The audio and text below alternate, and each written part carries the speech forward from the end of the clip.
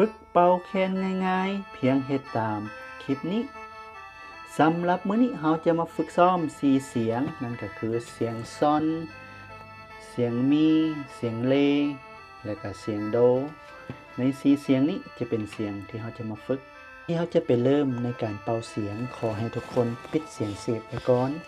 สำหรับเสียงเสพนั้นจะอยู่ลูกที่6และลูกที่7ของเบื้องขวามือจะเฮ็ดให้เสียงมันออกมาดีอันนี้แม่นเราปิดเสียงเสพแล้วต่อไปเราจะมาเริ่มเสียงซอนเสียงซอนนั่นก็คืออยู่เบื้องขวามือแม่นลูกที่2และอยู่เบื้องซ้ายมือแม่นลูกที่5ใส่ดูนางจับในที่นี้เห็นว่าการเป่าลูกเดียวจะมีเสียงมวลกว่านี่คือเสียงซอนต่อมาแม่นเสียงมี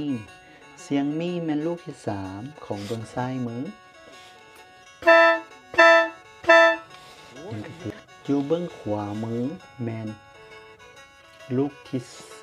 5อยู่เบื้องซ้ายมือแมนลูกที่2มาฟังเสียงเลน้ำกัน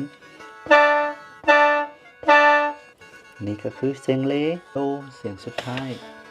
เสียงโดมันอยู่เบื้องขวามือแมนลูกที่1ใส่ดิวซีและเบื้องซ้ายมือแมนลูก0เอาเอิ้นว่าหรือใส่โป้มือฟังเสียงน้ำกัน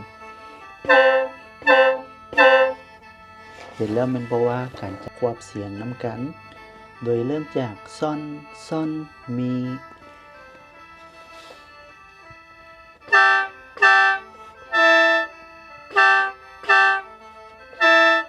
โด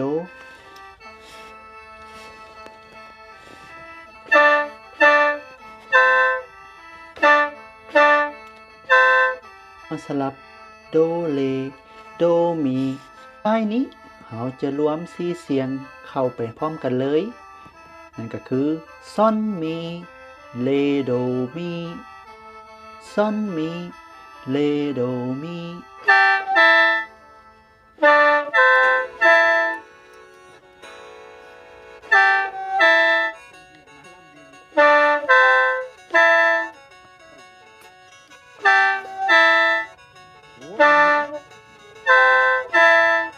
พวกเขาเห็นแล้วแม่นบ่ว่า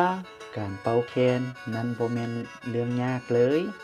ขอเพียงเฮาฝึกซ้อมเรียนเป่าแคนไปพร้อมๆกันกับคลิปนี้ขอขอบใจทุกคนที่ติดตามชมลาก่อน